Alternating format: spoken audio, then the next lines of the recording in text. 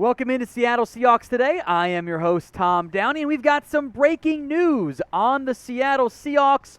Rashaad Penny is back with the organization. He is re-signing on a one-year contract worth $5.75 million. The news broken just moments ago by Ian Rappaport. Sources, he says, the Seahawks are in agreement on a one-year deal with one of their own. Running back Rashaad Penny, the former first-rounder, turned down more money elsewhere. Come to that part. To build off his stellar second half of 2021, he gets $5.75 million with the ability to earn up to $6.5 million. Now, the hope here for both sides, of course, is that Rashaad Penny stays healthy, that he does build off of that very strong emergence in the last couple games of the 2021 season. He balls out and gets to hit the open market again next offseason. Here are his numbers. We'll talk about this, but I do want to make note. Did he really turn down more money?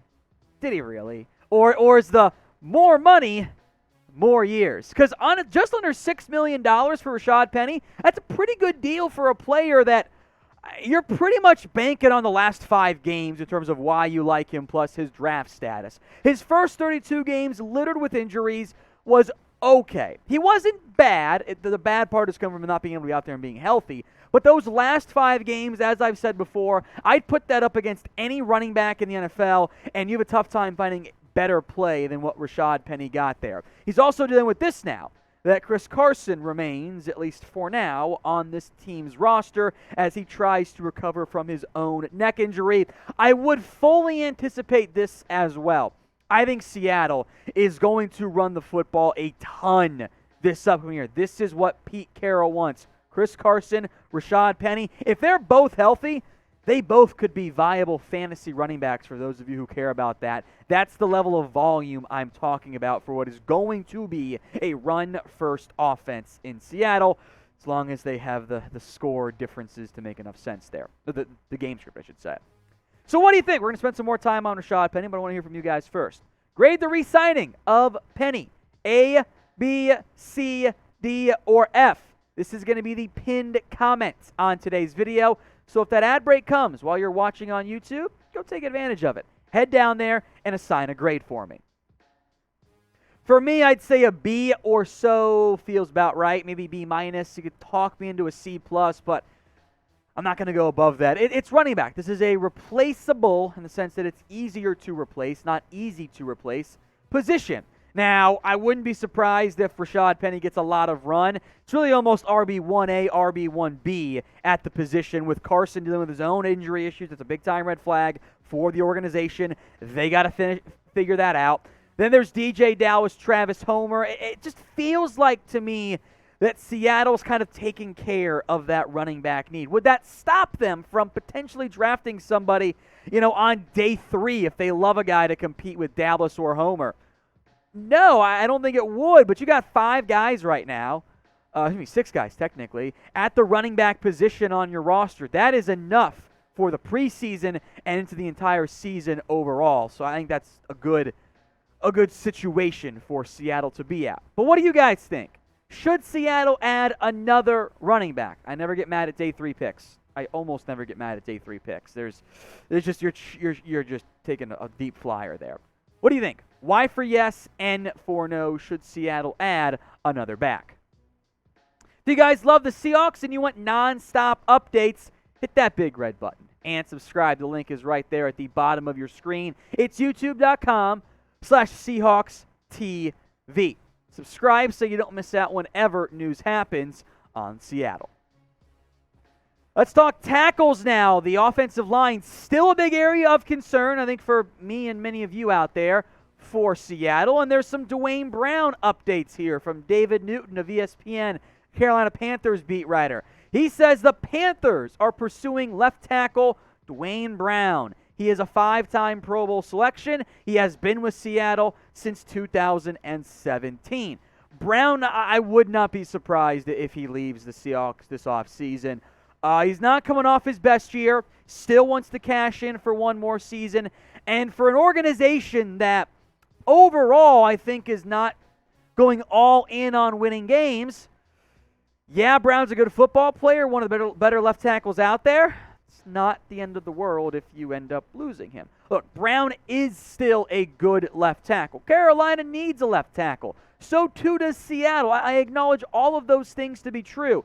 But Dwayne Brown is also old. And I know we just saw Andrew Wyeth play into his 40s. Dwayne Brown turns 37 before this year begins.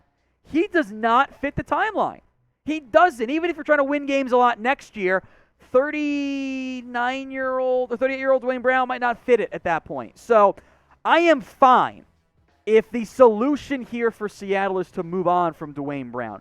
With that said, they got to get more help here. This offensive line is fine at guard, and I guess Austin Blythe might start for you at center. Okay, cool. You can still draft someone at center if you want. But I would be worried about opening this year with Stone Forsythe and Jake Curran as my two tackles. Frankly, that's not enough. I think you want to sign at least one starter or draft one starter, if not two. So if you want to sign Dwayne Brown back on a one-year deal that's not too expensive, that's fine. But I would not get in a bidding war for Brown the way I might have gotten into it had they not had, of course, the Russell Wilson trade. But Seattle has to go find offensive tackle help. They are not good enough with Jake Curran, Stone Forsythe from an on-paper perspective. Maybe they love that duo long term. Cool, they haven't played all that much. Got a deal for you guys here. The Seahawks T-shirt combo pack, as I almost said she-shirts, which would have been really weird. Seahawks T-shirt combo pack, 25% off at chatsports.com/Seahawks combo. It's a fantastic deal. Officially licensed gear is normally expensive. They got a great deal, though, here. 25% off. Check the comment section and the description. I'll get that link in there for you guys. All right, we mentioned offensive line, right? How about some replacement options? Mike Girardi, Patriots beat writer, says that his understanding is the Patriots told Trent Brown to see what is out there and then come back to them before making a decision. Brown visited with the Seahawks where he could play either tackle spot, depending on Dwayne Brown free agency.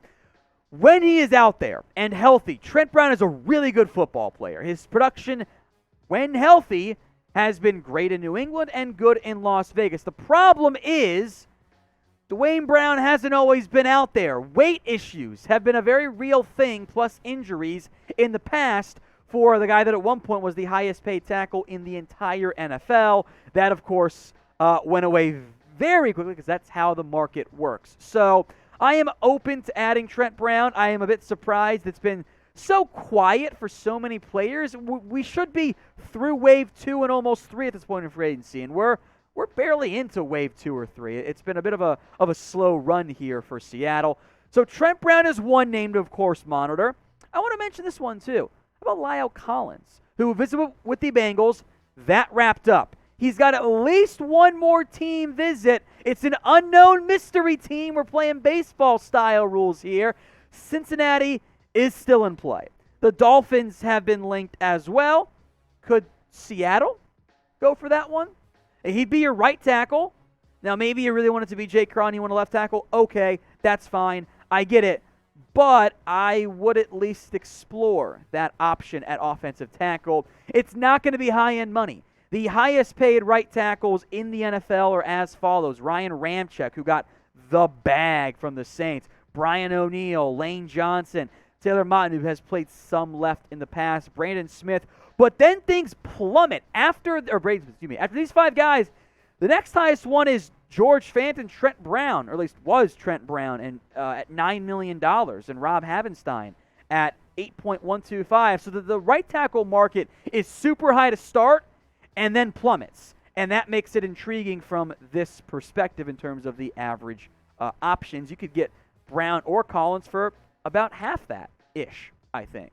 In the end, I think getting either guy would help Seattle nicely. And to wrap it all up, if you're going to pay your backs big money or big-ish money like they did Chris Carson and Rashad Penny, you need to have a good offensive line. The running back position is heavily dependent, outside of a couple of guys, especially for consistency, about having good blocking. So the tackles right now are not good enough to allow Penny and Carson, I would argue, to thrive. I would go get at least one of those two players, or somebody else, like an Eric Fisher, if you want to go that route too. Sure, tackle help is needed in Seattle. So pick one to sign for me. How about Trent Brown or Lyle Collins? TB for Brown, LC for Collins.